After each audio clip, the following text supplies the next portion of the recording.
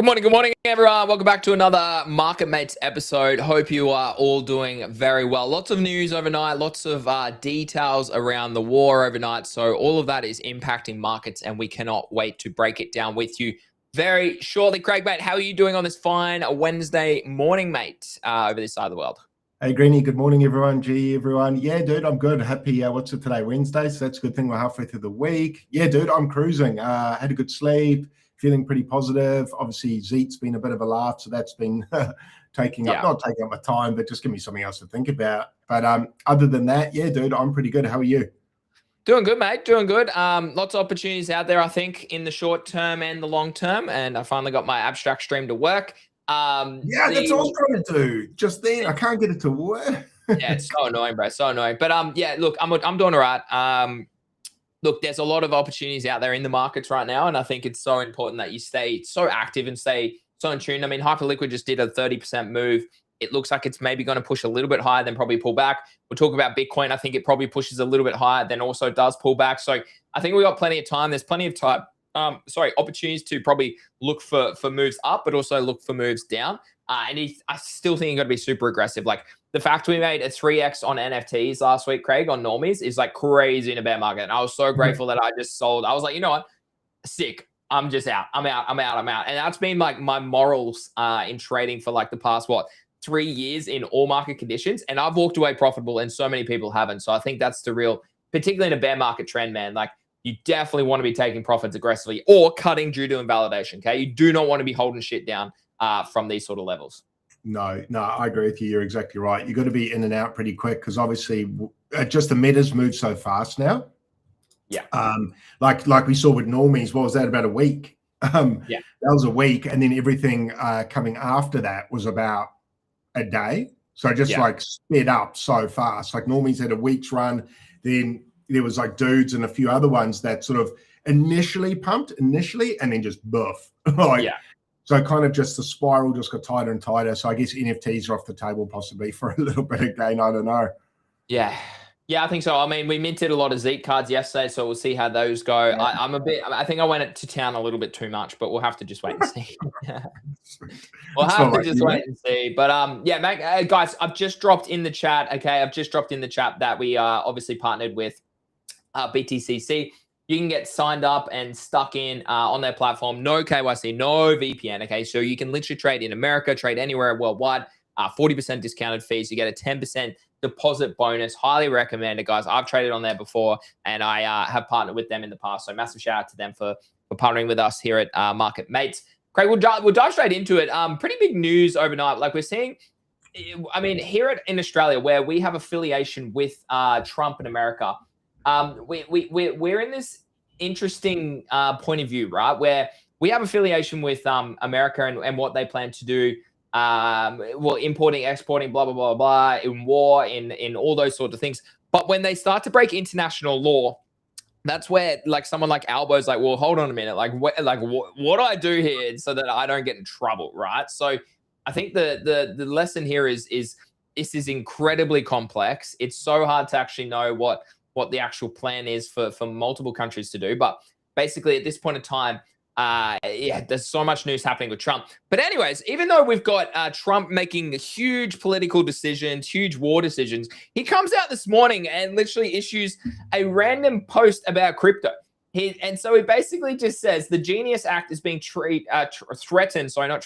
undermined by the banks, and that is unacceptable. We are not going to allow it, and the US needs to get market structure done ASAP. Really random, really poor timing in my opinion that this comes out, considering global events right now. But he has a really good point. We spoke about this probably 2 or 3 weeks ago about how banks are really just trying to minimize the exposure that these stable coins, the Clarity and the Genius Act have, because they want control of the world. They've controlled the world for the past 70 years. They don't want this new entity of crypto or this new opportunity, this new innovation to come out and disrupt them, right? They want control. So the banks, the fact that the banks even have a say around this makes it so wrong. Like why wouldn't just Congress, or why wouldn't just like political leaders or whatever have the decision? So lots happening in the world of obviously war and geopoliticals, but a lot happening in crypto as well at the moment, Craig. Yeah, I saw this morning. He's not wrong. I think he's right. It's like you said, it's interesting. It shows you what a stranglehold the banks have over Congress and governments when the governments can't just say what's going to happen.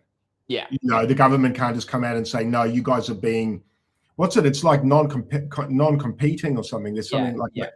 They're basically squashing innovation and squashing competitors to give themselves a monopoly, and kind of the government kind of toes the line. So sort of shows you who's really in charge, doesn't it? It does. Hey, money rules the world, but Trump's the biggest dog in the world, and he can't even do anything really. Hey, no, I like what he's saying there.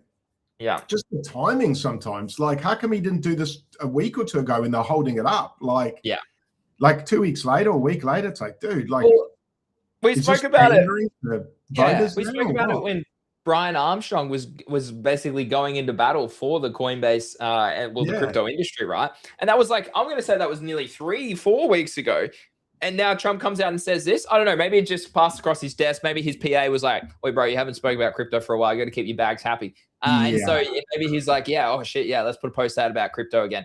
Keep everyone engaged and happy." I mean, crypto's been absolutely slaughtered since he entered office. His meme coin, Milani's meme coin, World Liberty Finance, Trump, like just so much has gone to shit in the world of crypto since Trump was in office. So we'll obviously be jumping in and chatting about this as it progresses. Moving on to the next topic. This is what I was just chatting to Craig about literally before the show. A person called Javier.eth overnight had his X account blocked for breaking the paid partnerships rule. Now, how this actually works is he posted about an InfoFi product. He isn't technically being paid, but it has a future incentive of being paid or getting tokens or getting cash. And so his X account got flagged, red flags, and basically they shut it down. So the real cause for concern here, which, I mean, it's not a cause for concern, but it's just you need to be hyper aware of this.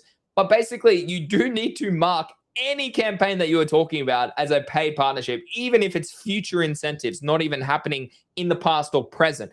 That's pretty interesting for me, Craig. I don't know if I completely align with that, but I understand where they're coming from in terms of trying to mute InfoFi altogether. And this will be very interesting because I know Eli was talking about Zeke conversions yesterday for that whole creator campaign. It actually really deters me from trying to even talk about that on Twitter anymore. I don't know. What's your thoughts? Yeah, I mean, yeah, I agree. And the reason for that, as obvious as it is, someone like yourself, me, other some of our viewers who are creators in the space, it's taken me 5 years to get to this point. So I'm not super keen for some burger money from InfoFi to lose my account for. Yeah. I mean, I wouldn't want to lose my account for 50 grand. Let alone $500 or $200. Exactly. Yeah. I hope they clarify. I mean, do you know what the original post looked like? Could you bring? Yeah. I can try and find it.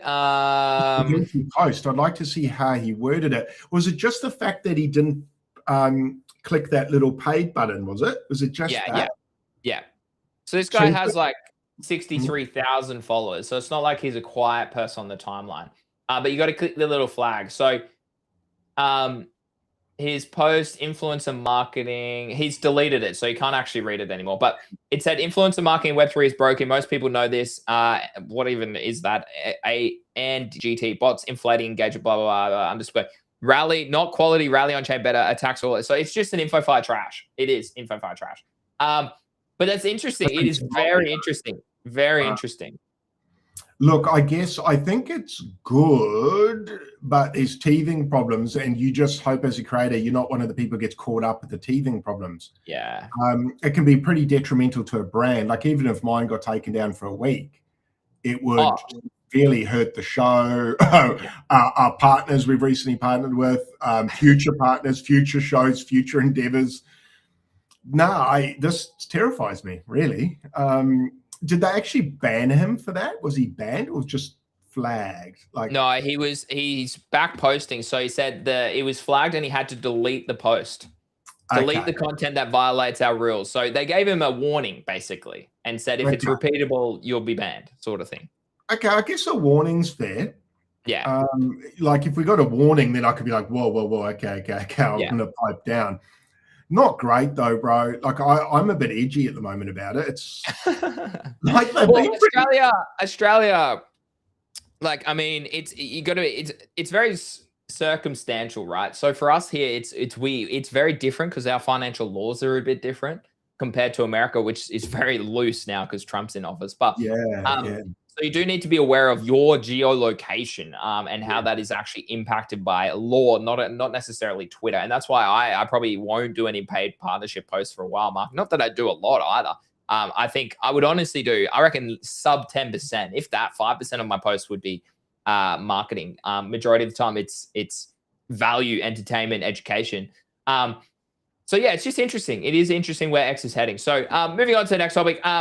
1.5 million users leave ChatGPT. If you cancel, make sure you do this. It's obviously a bit of a post, but 1.5 million people leave ChatGPT in just the past week, concerning around obviously their affiliation with the war, affiliation with obviously helping out juggernauts in that capacity, people preferring Claude, people preferring OpenClaw. That integration is being far superior than using ChatGPT. The one exception I still have for ChatGPT is that it's pretty good at creating visuals. So that's the one area I'm like, oh yeah, I don't mind using ChatGPT for that. But I don't know, Craig. As someone, have you subscribed to either of these yet, or is this just something you keep delaying for us right now? Well, ChatGPT or Claude? Have you jumped on to these chat bots and these AI bots yet? I haven't used Claude yet. Nah, ChatGPT a little bit. I use Grok predominantly just through X. Yeah. Look, okay. Do Grok for Twitter. No, Grok for Twitter is fine because you can be like, hey, just TLDR of this post. Tell me what it's talking about. Or in your case, like a giveaway or something like that. But outside of that, no, Grok is hopeless. Grok does not even compare to Claude specifically, for sure. No. So no, I'm not on Claude yet, but I think I'm gonna set up a PC with it in the next sort of week. My wife's gonna go ham on it. So nice. She's pretty into AI, so she's going to start to dabble on that now. So I'm just going to set her up on something nice and clean that's not connected to anything. So she's going to start to do that and then let me know. Basically, I've got her kind of going to do all the hard work or whatever. I don't know about the hard work. It's actually quite fun. It's just time management, isn't it? Yeah, it is. So if I've got her doing that, I can handle other things. So I guess us as a collective, we're going to do it, but I haven't made the big jump yet, man. Not yet, but it's close, Greenie. We're getting real close. That's good to hear, Craig. That is good to hear. I'd suggest Claude because everyone's leaving ChatGPT at this moment in time. It's funny. It's the opposite in our relationship. I'm heavy into it. I'm like a risk taker. My wife's like, oh, I don't know. Like, what happens if it gets my email? I'm like, bro, the dark web has more information about you than ChatGPT or bloody Claude. So I wouldn't worry about that. Medibank here in Australia, Optus back in the past, they leaked all of our data. It's all already out there. People already know who I am, bro. It's okay. So you might as well use that to your advantage or just be okay with that, you know? I agree. No, our data's definitely not protected. No. And that's been, and that, I believe our data's been sold pretty aggressively by companies. By so many companies, many companies. So, no, yeah, interesting though, I guess, just to go back to this, 1.5 million's that's a lot of people. So that's big numbers. Yeah. There's a change happening, eh? It just shows you things are, isn't it amazing how quickly the space moves? Like, it does, bro. This was the talk of the town, say, a year ago, and now it's like, bye, next thing. It's just so fast. Amazing, though. I mean, I guess from your point of view, I don't know much about it, but from what you've said to me, ChatGPT is just no good compared to Claude. Oh, so it's just not as comprehensive, let's just say. Not as makes sense. Not as and like articulate. Like it bullshits you over and over again. It's a yes man. Like you'll be on tasks like F and it'll randomly go back to task B that you completed ages ago. It doesn't discern the fact that you've ticked off A, B, C and now you're working on D. It'll include A, B, C in the D response, whereas Claude will go, oh no, we've already moved on from that. You're not asking me about that. You're asking me about C. So let's just talk about C, right? So yeah, it is. I mean, I spent a lot of time. I mean, I just wasted so much time on ChatGPT. I wish I went to Claude earlier. Is really the main sort of takeaway. Does ChatGPT have a memory?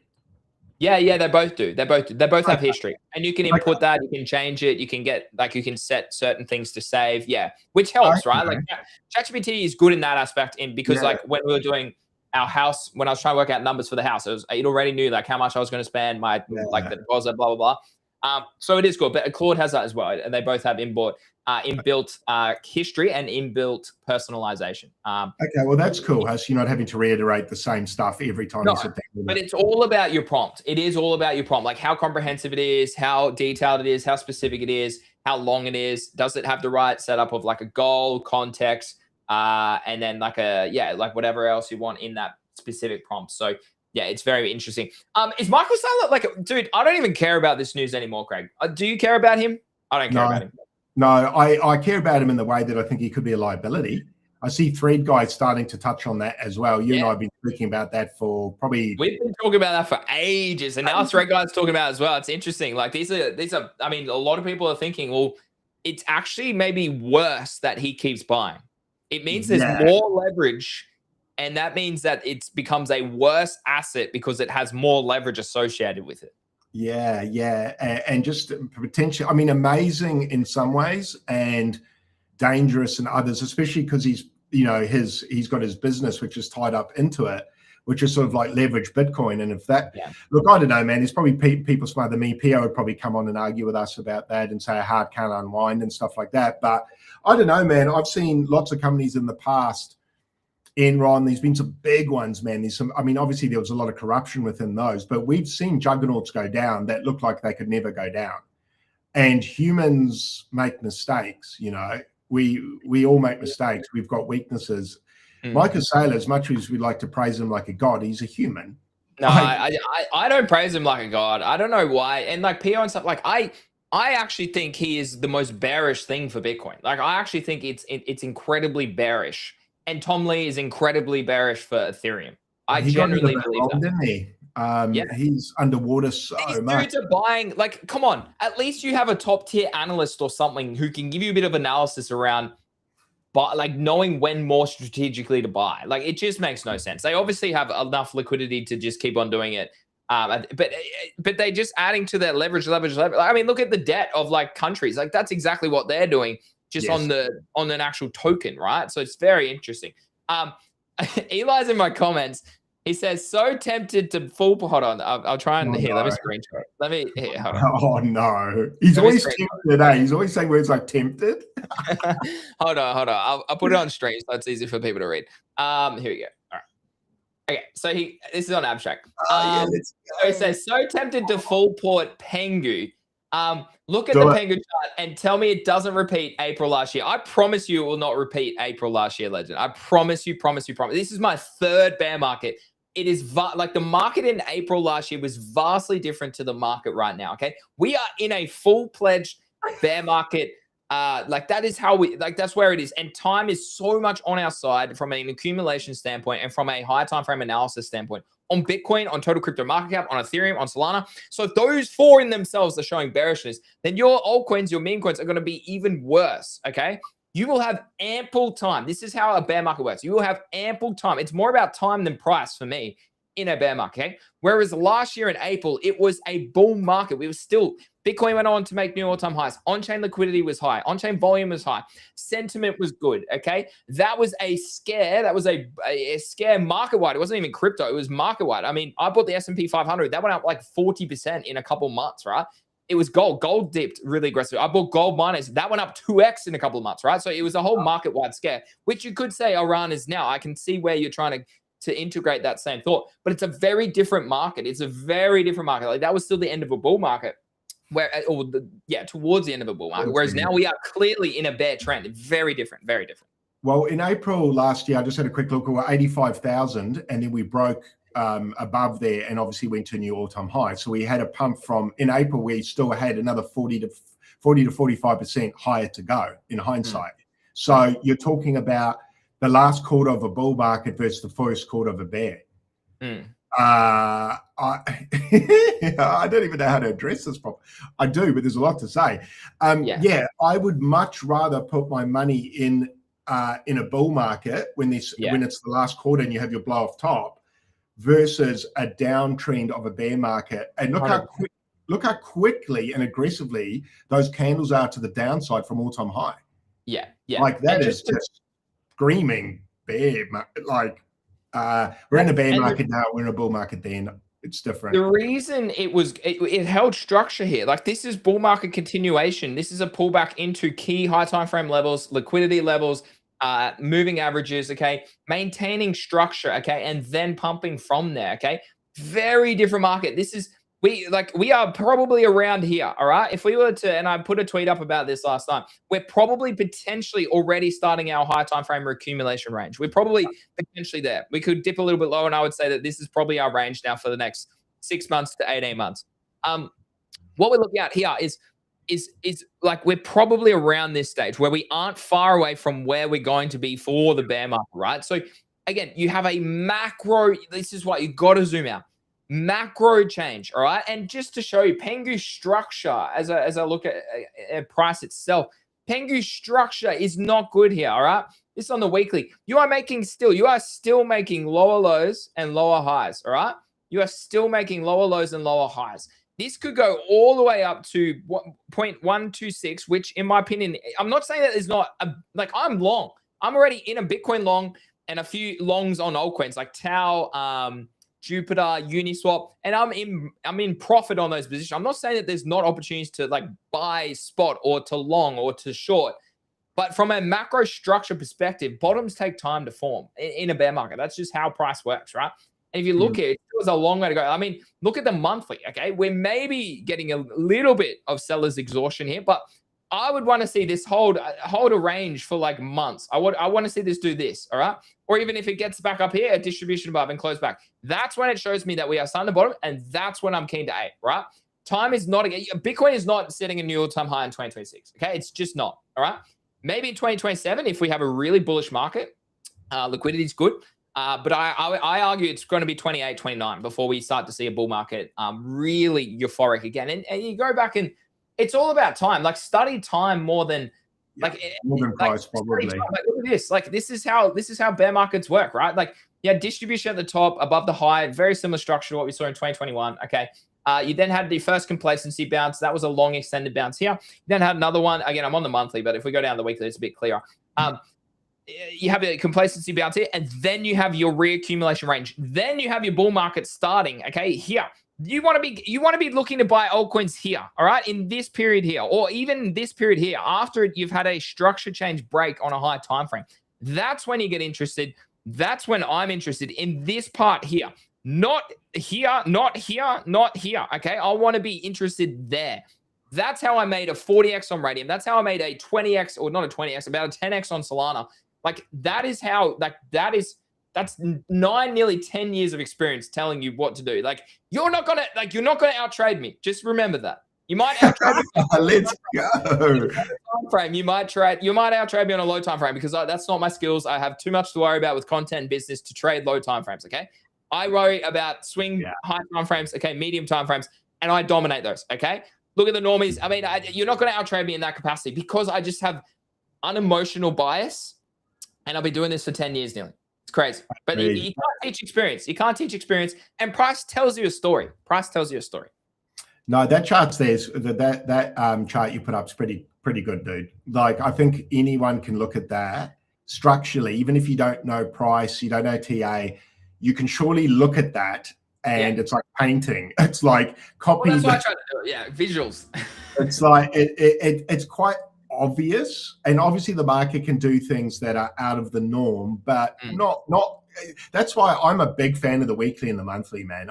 You have to. I don't even look at the daily sometimes, bro. I just look at the weekly and the monthly. Daily's too messy, and you can get caught up in the ups and downs of a daily, and we're still in a range, and we can zoom in on this soon and show people why we were saying calm down at 69K.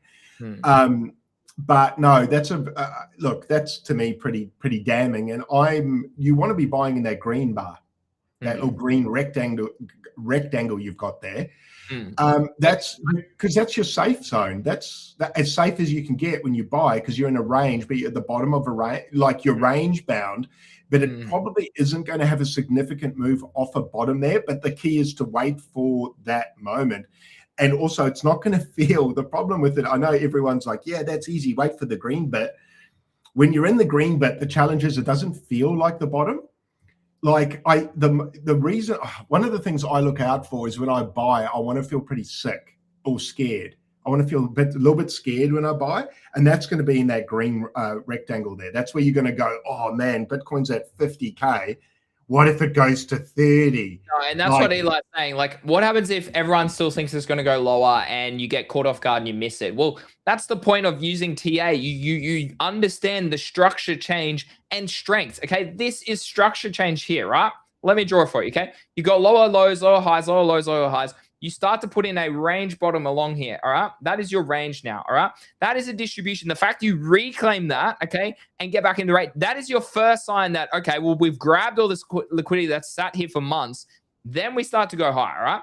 Then you go retest the top side. You set a higher low here after this low, and then you break out. You even had a retest here, okay, multiple times. That you will have, trust me, all these people thinking you will have no time, you will have ample time to get into crypto or whatever asset it is that you want to get into, Bitcoin, altcoin, meme coins. The trouble you have trying to buy today is that they could easily go down another 40%, okay? Easily. And that's the thing. If you're dealing with tens of thousands of dollars, that's a lot of money, all right? Even $1,000, that's $400 gone. That's 40% of your port gone on one trade just because you lacked patience and discipline.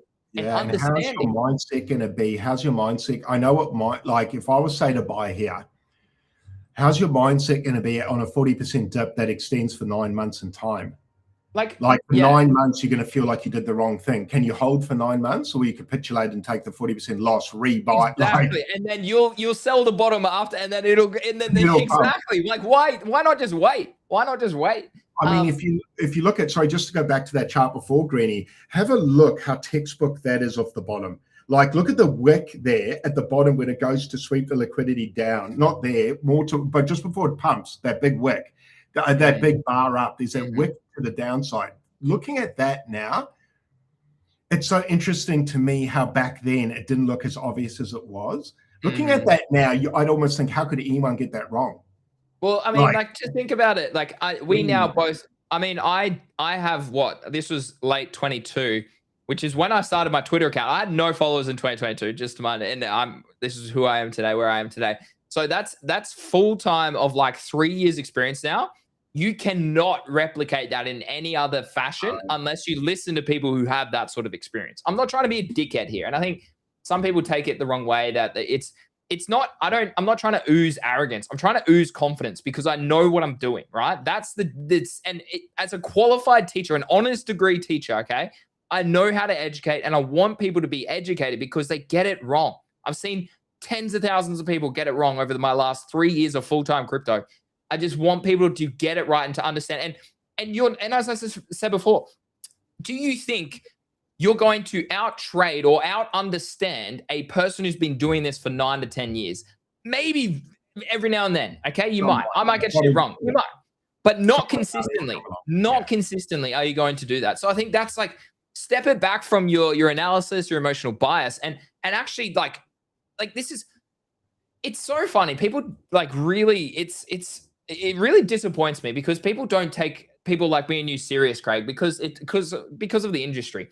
If you were to go in like any other industry, you go to a doctor, you listen to what a doctor says. You go to a specialist, you listen to what a specialist says. You go to a lawyer, you listen to what a lawyer says. You listen to Greeny and Craig. You should probably listen because they're qualified in this industry, right? Like it's the same premise. It's just people don't associate that, I suppose. I think probably a good thing for viewers is take a snapshot in your mind in what that bottom looked like in 22. Have a look at that and just structure. You don't have to even understand price. Don't worry about what the price was there. Just recognize that pattern and and when that pattern reemerges, enter. Like if you can find that same pattern, yes, it might move slightly differently, but I bet you in 3 years' time when we zoom back, we'll go, there it was again, and it'll be so obvious. It won't be at the time because fear is going to be so high, and so many of your friends. Well, I mean, fear's already at like sub 10, Craig. Or how much 10. lower? Can it go negative? No.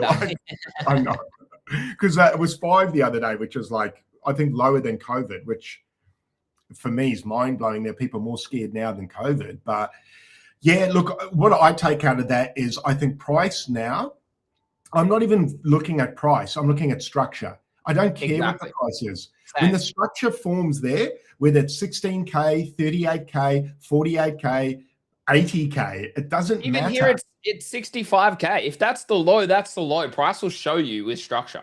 I also don't really mind buying at 75K on a confirmed breakout versus trying to time a bottom at 60K. I don't. Same. It's I guess as I get older, I try to achieve peace in my trading of my life. Wisdom, bro. It's wisdom. I want calmness, and I know it's going to disrupt my peace if I enter here. Bro, this screams lower for me. Like it's like I don't want to be too bearish. It's actually not bearish because we're actually look how close we are.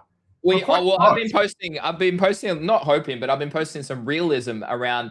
We aren't far away from the price bottom. No. We could be at the bottom around these levels, in my opinion. We could. I think you and me probably can be misunderstood sometimes in being bearish. I'm not. I'm bullish. I guess you and I are just trying to reiterate to people, please, please, please be patient. Because if you try and speed run a bull run, you're going to get hurt, man. Like you said, even if, say Eli goes into Pengu and it dips 40%, man, like I personally can't handle that. I don't want to handle that. I don't want to sleep with that. I don't want to go out and be worried about that. Keep your cash. Keep some of your cash. Keep some dry powder. These, like we brought up there on that chart there, that green area, that's about 9 months. That's a long time, bro. 9 months crabbing. Yeah. I'm waiting, bro. I'm waiting. But at the same time, I'm excited because I think price-wise, like we've said, we're not far. Time-wise, I think we're further away than closer. Mm-hmm. But price-wise, I think closer to a bottom than maybe. I really don't think Bitcoin goes sub 40. I don't think, unless there's a catastrophic event like Binance, Michael Saylor. Yeah, like Binance collapsing, Michael Saylor being over leveraged and he needs to liquid his positions. Mm-hmm. Unless something black swan hits, I don't see us going sub 40. I would nearly be pretty confident saying the longer we hold up this level and we don't break down, the more I start to say, well, probably 50K-ish is probably where I see us wick to, 48K, that sort of region, right? Take out this liquidity here, about 49.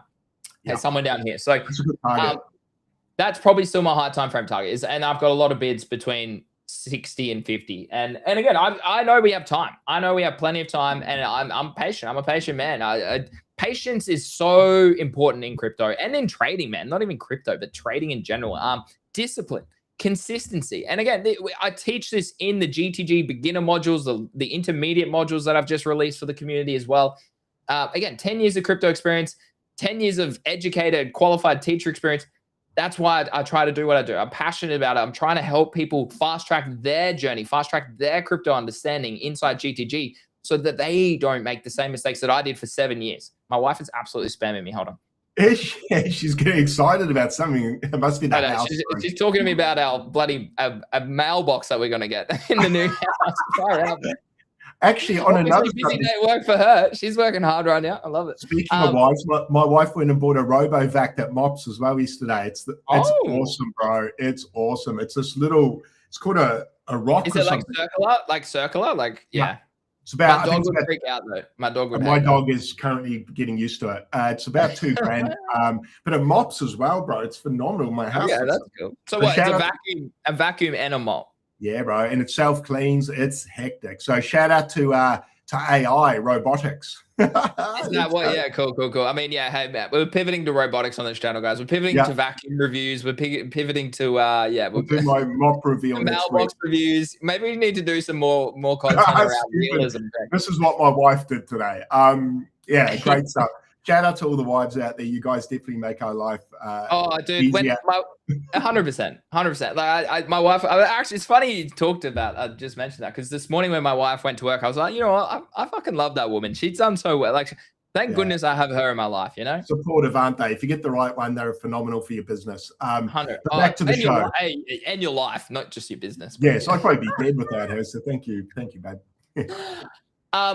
Short term, this is what I see. Okay, so we're holding up okay here. So I put a tweet up just before around holding the mid-level of this low time frame range. We've been in this range since the start of February, so we're very much already over a month in this range. I think we sweep, well, what I would love to see is us sweep sort of towards mid-70s, or at least low 70s, grab all that, and then dump back towards probably sub 60, in my opinion. Is probably what does happen. I'm long from 63. I've taken a bit of profit. I've moved stop loss to break even. My main TP sits around the range high at about 71.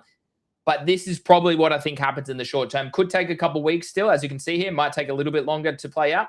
Maybe mid to late March, we might start to see this play out towards the downside. But I mean, and it's the same. I'm sure plenty of people who watch, or plenty of people in markets will, and I've got an article to support this, are going to be aping in here, FOMOing into positions. Oh, it's breaking resistance. No. That's just a classic trap of liquidity, distribution, manipulation. Market makers are swimming it. Traders who know what they're doing are going, yes, thank you very much, buddy.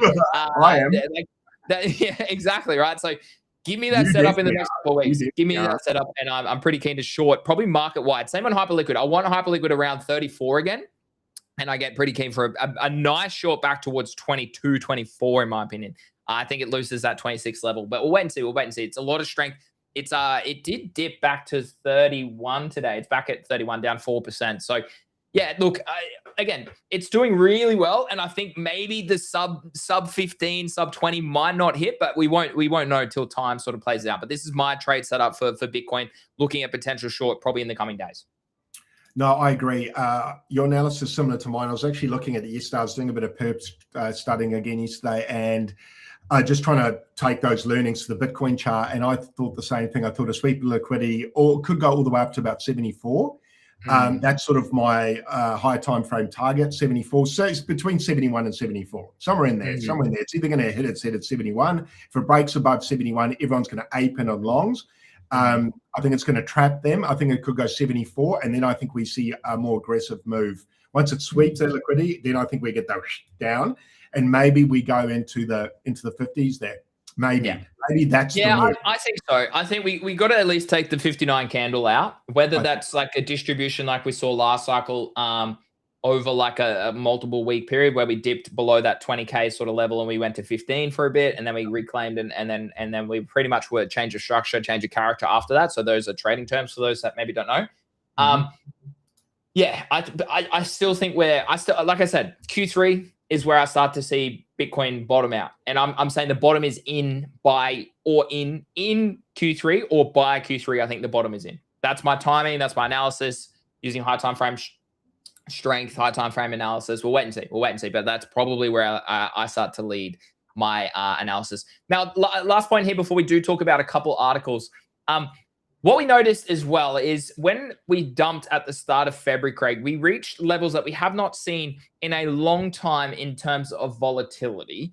Now, the interesting part about this is Bitcoin actually dumped 24%. So volatility often is a great indicator of if a move is taking place, it's going to dump hard or pump hard if it's breaking out that direction. So this is why I'm pretty keen to see a sweep of liquidity higher, because then if volatility continues to increase here with obviously worries around the leverage of Michael Saylor, the war, the geopolitical risk, cost of living, affordability, if volatility continues to increase on Bitcoin and we have swept that 70K sort of high, oh boy, we're going to dump pretty aggressively, I think. And I think we're going to go probably into the mid 50s, I would say, is probably the level that I'd be pretty keen to see.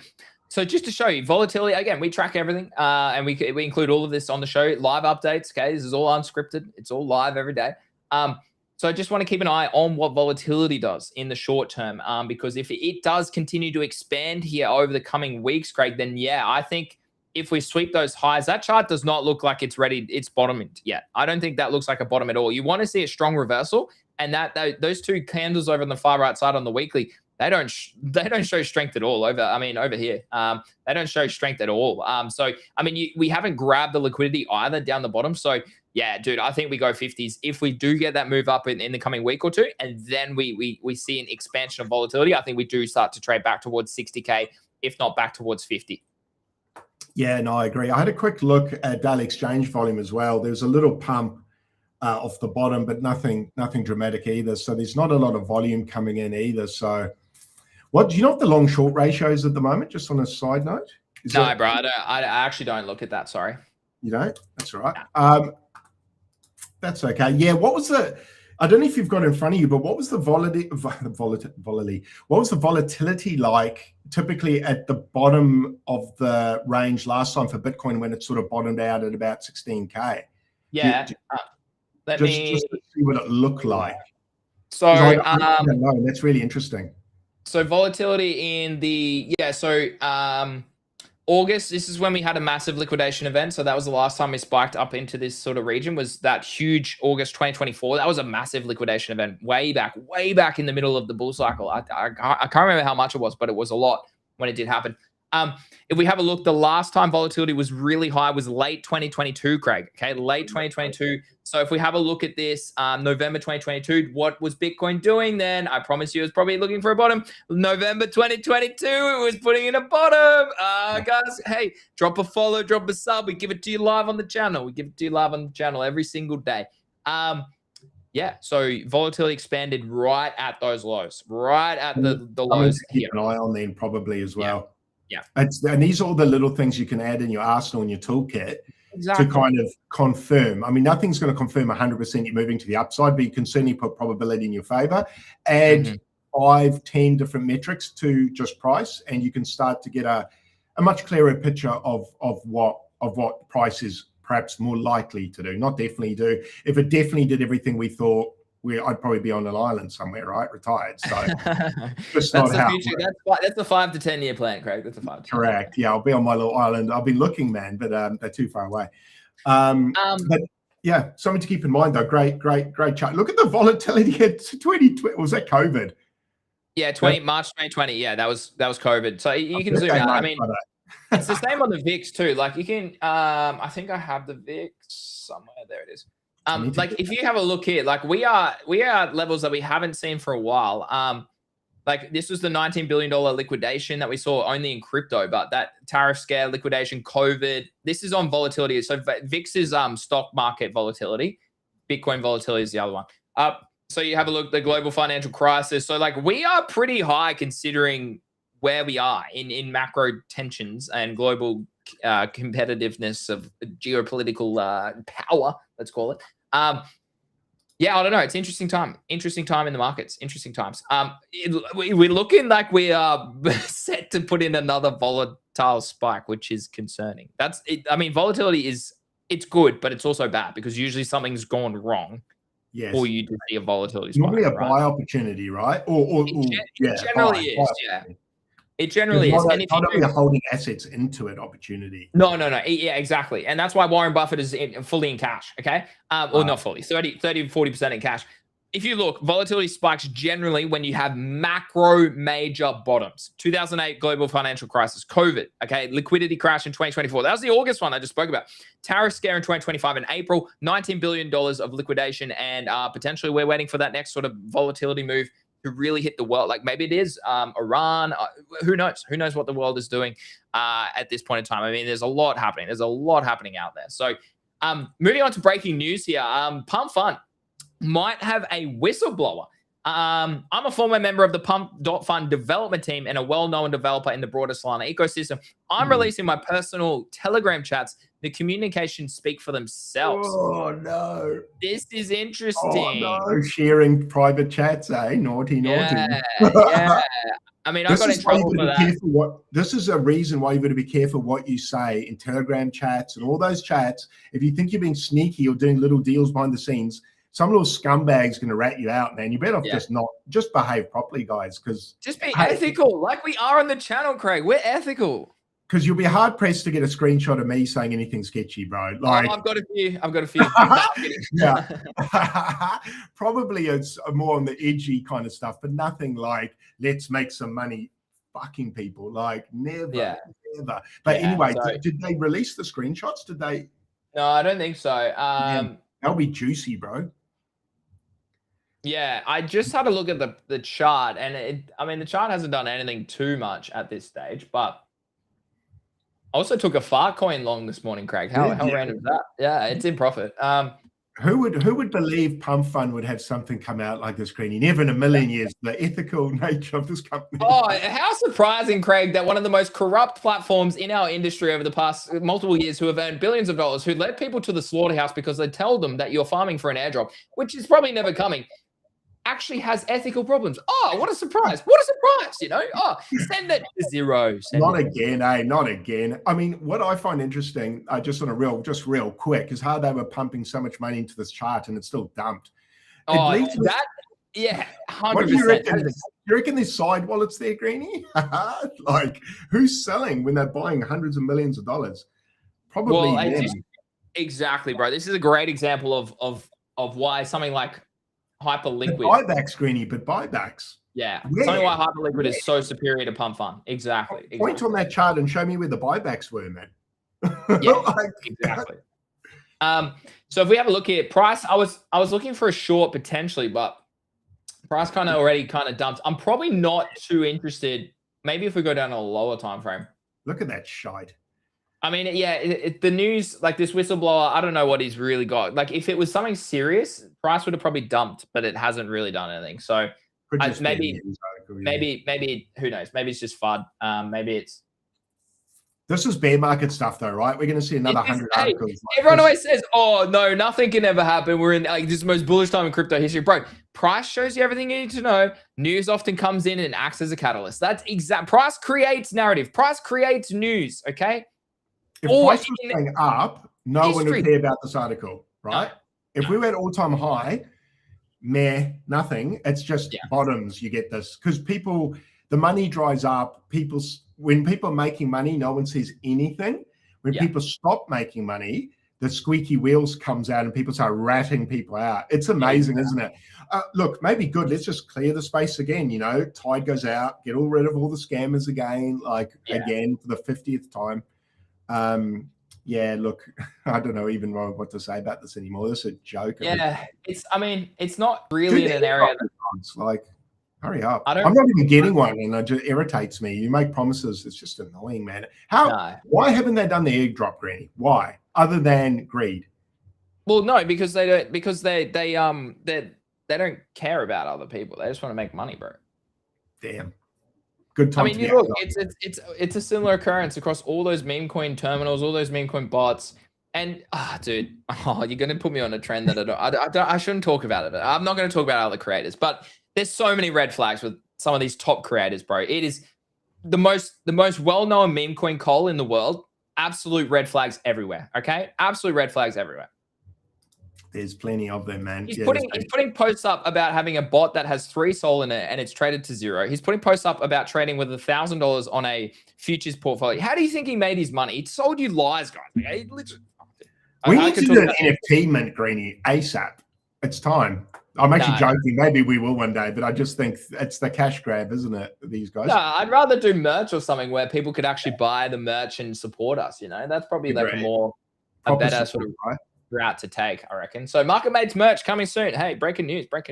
Yeah, Pump Fund right here, Craig. I'm not really it is bearish engulfing potentially on the daily close here in the next 4 minutes, but yeah, it's not really giving me anything to trade here. Like if anything, I don't know. Nah, not for me. Not for me. Yeah, like this news broke 2 hours ago, was it? So yeah, not much happened. If anything, price went up. So I'm not too interested in shorting it just here right now. But interesting. We will keep an eye on this. I'm sure a lot of things come out over the next period of time where a lot of businesses are more corrupt than a lot of people will probably realize. This is we spoke about Hyperliquid before. This is what I'm looking at for Hyperliquid as well. Same again. I want to see a daily close maintain 29, and then at least push up, grab this liquidity again higher, and then break back below 34 and trade back towards 24 is probably the levels that I'm looking at. Now, what's important to know about these moves that are going up? So I'm up about 70% on a 10x leverage long on Bitcoin from about 63K. The important part here is a lot of people don't actually understand why markets move the way that they do. Often, it's a liquidity manipulation, right? So, oh my God, the bloody tabs. An analyst says that the price of Bitcoin move up to just shy of $68,000 was driven largely by a short squeeze. So what a short squeeze means is basically it's a bull trap, right? So people think price is going higher. or people are starting to get into shorts at the wrong level. And so therefore they allocate a heap of short limit orders. And so naturally market makers, whales, they go, well, hold on, we're seeing all this liquidity stacked up here. Let's just grab that and then move back price to where it was. And that's how they do it. That's how markets move. It's all manipulated. Everything is manipulated in life. The sooner you learn that, the sooner you accept that, the more money you'll probably make. So understanding the short squeezes and also long squeezes as well, it's very important to understand that on the other side, is why you will dominate as a trader. That's why I'm staying patient. I want to grab that liquidity. I want to see liquidity be grabbed and then show me confirmation of that distribution, and then I enter the trade. I don't just enter the trade hopelessly on like for this. I'm not just going to hopelessly put my entry at 34 and potentially get stopped out up into this vicinity. Like you could, if you wanted to risk it in that capacity, dude, some motorbikes going crazy out there. If you wanted to do that, you could, but that's far more risky than waiting for that distribution to occur. Okay, look at this. 1 time, 2 times, 3 times, 4 times. Wait for the distribution to occur. Get that lower time frame high in there. Okay, lower high in there. 15 minutes, hourly candle closes. Once it confirms that below the key level, bang, you're in your short. Stop loss above the high, bang, targeting back towards $24, where Eli will be able to buy Hyperliquid back below $26. Okay, so he was like, oh, Greeny lied to me about Hyperliquid in my chat again. I was like, brother, GTG is in from 26. Join GTG. It's pretty simple. I like to think of trading a little bit like this. I like to think, if I was a market maker, where would I take the price to do the most damage to everyone who's putting money in? And exactly. If you think like that, also understand you're trying to, for you to take money, someone has to lose. So try think about what others are thinking about. And then probably, if most are thinking that way, probably go the other. Yeah. Which seems scary. Probably what I said at the start is the better way to do it. Think about what market makers need to do to grab the most amount of liquidity, whether it's up or down, but where the trend's actually trying to take, where they're trying to take the trend, but who they'll try and trap along the way. Think of it as a bit of a game of cat and mouse, and that's what I do a little bit. Obviously, you add that with technical analysis, with fundamental analysis, marry it all together. But that's kind of what I look at, is what they're going to try and do to get everyone on the wrong side of the trade, because that's what they need to do, right? There's an algorithm working. It wants to win. It wants to take liquidity always. And what it needs to do that, and then trade according to that, rather than how you're feeling. Think about how they're looking at the picture, and then try and swim with them, which is a really hard way to think. But after a while, you'll get it, and it makes life so much less stressful. Here's the GTG framework that I've built over the last 10 years. A little bit of a sneak peek for those people publicly. Again, this is embedded into all the learning modules within the GTG community. What Craig is speaking about specifically right now falls under literally multiple categories here. It falls under the structure category. It also falls under the execution strategy. Okay, so waiting for confirmation, waiting for strength. Okay, position size protects your capital. Define your entry, stop loss, invalidation before you enter any trade. Okay, if you are not trading with a take profit and invalidation, whether that's structural with price or narrative, okay, for sentiment traders out there, okay, always do both. I would highly recommend you have narrative and fundamentals as well as technicals. Use that, okay, together. Then, okay, allocate your entry, your stop loss, your invalidation, your stop loss, and your take profits, okay. If you don't have those, you're gambling. You're basically gambling. Last topic, Craig. Hyperliquid is up 24% year to date, wildly outperforming plunging Bitcoin and Ether, as Hyperliquid's monthly trading volume exceeds $200 billion, while rival platforms see declines. Dude, this is exactly why Hyperliquid is #1 on everyone's radar in the bear market. Yeah, dude. This just screams I need to be in this coin. Screams the future of money. The future of money. It really does. And I must admit, when Hyperliquid first came out, I was slow to appreciate it, and same. Didn't dive into it as much as I should have, and I really, really, really should have. And like I said on the show the other day, when I was looking up things like oil prices when the markets were closed, I was forced to go to Hyperliquid to check price.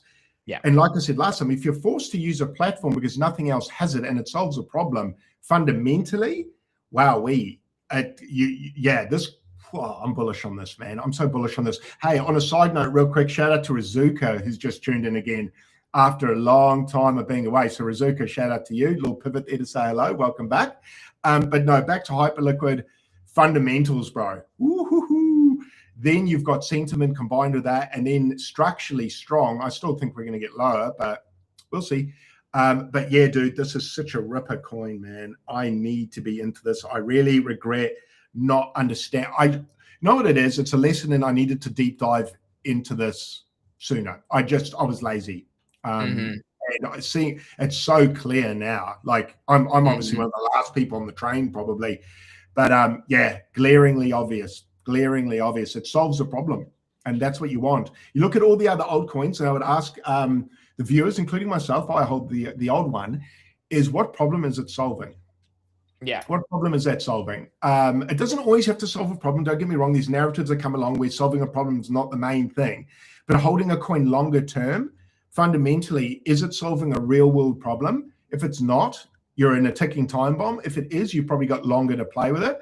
That's what she said. But with Hyperliquid, it's solving a problem. It really is. So yeah, man, I need into this coin. I wish I'd got into it sooner, but the good news is I think next bull run, this will still have relevance. I mean, obviously we'll see. A year's a long time. A lot can change. You could have a competitor come out that just smokes this, whatever. But at the moment, timestamp this. This is pretty good tech. I haven't used that in a long time. Pretty good tech. So good tech, bro. Good tech, bro. Buttcoin, eh? The MACD's about to cross over. Let's go. Get Kick on here. He loves a MACD, doesn't he? Yeah, he does. Yeah, no, I couldn't agree more. I've been using Hyperliquid now for a while, and yeah, I love it, man. I'm in this Filecoin long right now, actually, on Hyperliquid. So yeah, Filecoin. Let's go. Hot air rises. Love to see it, guys. If you aren't on Hyperliquid, I mean, I can I'll drop it in chat too. Yeah, drop the link. It's very useful, guys. Great platform. But I mean, BTCC, guys, shout out to them, partners as well. You can trade no VPN, no KYC as well. It's not on chain. Obviously, it's an exchange. So I love that. That's literally allows a lot of creative freedom and trading freedom worldwide. Great show today. That's it from us today. Market Mates, guys. We'll be back again live tomorrow, same time, 9 a.m. Australian Eastern Standard and 6 p.m. Eastern Standard Time. Craig, have a lovely Wednesday, and we'll be back again tomorrow, Thursday. Before we go, Greenie, real quick, I've put an offer out on a Greenie Rare card. Could someone please accept? I'm trying to get a Greenie Rare. Hey, so what? Well, let's okay. I do have this tweet, this post. I raised it on you. I saw the lowest one. 13 hours.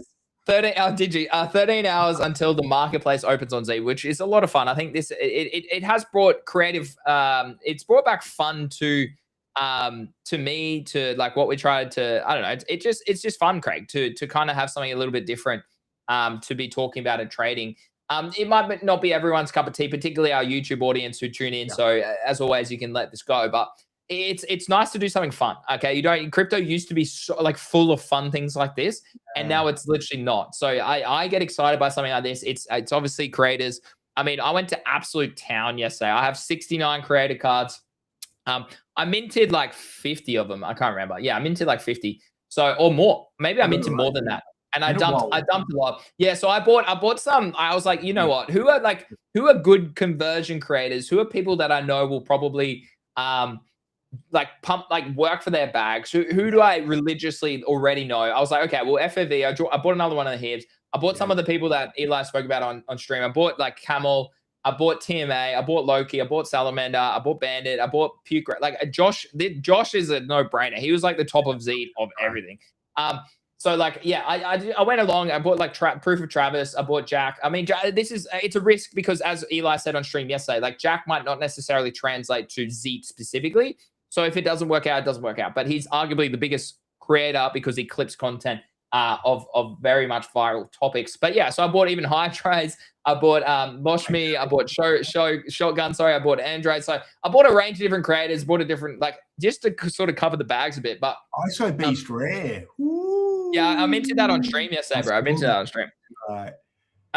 Where's my Greenie Rare? I did put a Greenie Rare. Oh, there it is. Yeah. So maybe someone has someone top offer. Someone went above me. Someone above you. Wait, where's my offer? Maybe one of my offers must have hit overnight. Hold on. No. Maybe it expired. What? It shouldn't have. Maybe I don't have enough money to have offers anymore. Wait, no, it should tell you here, right?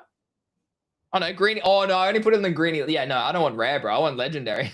That's right. Oh, how much did you offer for your legendary? 250, but someone's above me.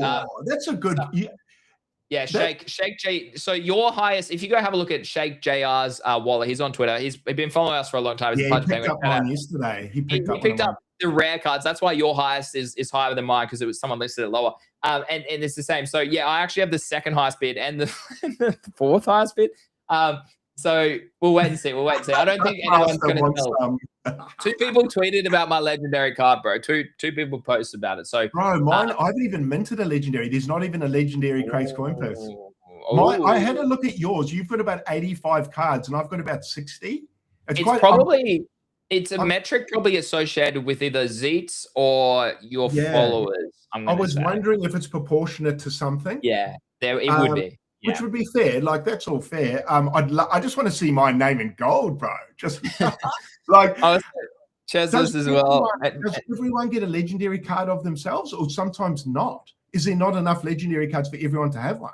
No, probably not. No. So Eli, dude, cool. Eli's top legendary. Who's got this? Oh, Shake's on a 500 bid on Eli. I put 100. I put 100 bid on Eli's legendary. Hey, I just want to quickly say shout out to Z, because say you opened a pack and you got an Eli legendary, you can sell it for 500 US, dude. Dude, that's crazy. That's what crypto. That's what we're all about, isn't it? Like, dude, how good is that? Yeah, a 500. That's literally, it's free money. That's a 500x because it's zero. You start with zero money. Zeets are zero. You didn't have to do anything for them, right? That's what I like about it. For me, and I spoke about. There's a Z group chat, and I had a chat in there yesterday. Thanks for adding me, bro. Not one of the top creators in the whole bloody platform. I'm not even in there. You'd leave it in about an hour. Who's in there? Let me spot it. Pons isn't in there. Oh, Pons might, but there's not a lot of like top end activity in there. It's mainly the ground level people like me spamming. But I spoke yesterday, and I think one of the most important things Zeets need to do is make sure that the holders win here. You know, the people minting packs get wins, because otherwise it's just to create a circle jerk. And exactly, that's not going to last very long. So I like the idea of people ripping packs and being able to sell it for about 900 Australian, bro. Like, dude, it's crazy. That's a salary. That's a wage for someone. Like, I really hope someone rips a Craig's legendary, sells it, and makes money. Like, that for me will be cooler than me getting it and selling it. Dude, someone bought a Jack legendary for $991. I see Eli. I don't know if Z. It's really interesting. If it's conversions, then Jax is useless. If it's not conversions, changes the game. Changes the game completely. I hope people get some. Bro. Oh my god! So that sold, did it? Yeah, it did. Yeah, that's sold. Last sale 991, and someone bought an ISO beast for 991. Another side note, with the Zeet marketplace opening today, if that had sold, Jack would have got 8% of that. Oh, dude, that's crazy. But the interest is okay. So can you, on the Zeet marketplace, which opens in about 14 hours time, can you, like, is it only in Zeets that you get it, or is it in monetary value? Like, is it in open? Like, it's rather than trading in opens, that you trade on their platform. Yes, I hope it also. I reckon they were only allowed Zeets because that's what the flywheel relies on. So then, how do you make money? How do you do you get Zeets as you? So it's not money. You get Zeets. You Zeets. So I'm wondering now if my strats to accumulate as many Zeets as I can for the TGE by people flipping my cards. Yeah, but okay, I don't think that TG is going to be. I think that TG is years away. I'll be honest. Years away. Yeah, because it's a bear market. It's we've seen recent TGs suck. They're not. They're just showing their new tournament structure, their new plan, their new that's a year in itself, and market conditions obviously extend that. So I would say that this, we don't see a TG on this for a while. Hopefully they introduce crypto purchases. Because there's a 2% Zeet burn on purchase. So 10% goes to royalties, 8 to the creator, 2% gets burned. Yeah. Eventually, if someone bought a comment of yours for $59. I know. I put a post up. What a fucking legend. That's ridiculous. Don't pull that face, Greedy. That's free. Dude, that's actually the highest common sale, bro. I know. What? That doesn't make sense. The puppets are amazing. Who bought this, bro? You overpaid, bro. How dare you, Greedy? How dare you? I don't know. Who's this guy? Who is this? I looked them up. I did also look them up. I actually put a post up saying, please reach out to me. I feel like I owe you some burgers and fries, bro. Hey, they're going to be rewards for my holders. So that's cheap, bro. You're going to be rewarded. No, what about Eli? Eli coming out and saying, oh yeah, my holders will be rewarded. So someone dumped mine for $25. Dude, buy his. That's a circle jerk in itself, bro. Don't listen to any creators promising you rewards. That's a red flag. Dump theirs and buy people who aren't saying those things. Okay. I would tell you when to buy the bottom of the bear market, guys. I would tell that. Yeah, that's what I replied in the comment. He's like, I will buy. He's like, I'll bring the bull market back. Yeah, Eli was like, I'll bring abstract back. And I said, well, I'll bring the bull market back, bro. That made me laugh so hard. Should I laugh? I was like, well, you can't beat that, can you? That made me laugh. Yeah, shout out to that buyer. That's for a comment. That's like, God bless you, man. God bless you. Please, but you don't get royalties. It would be cool if you got royalties via OpenSea. Please have this energy in 14 hours. But no, I need to go put a higher greenie rare offer out there, obviously. But I'm going to put some offers out there, I think, on I don't know if I can afford legendaries really, maybe, but no, I think the floor's too. And I dumped a legendary for $30, bro. I was like, I don't even know who this person is. Did you buy one? No. I haven't bought a legendary. No. But yeah, so you watch this floor will come down aggressively, and people won't be able to sell this at all. So I was like, you know what? I'll undercut this on some random guy that I got.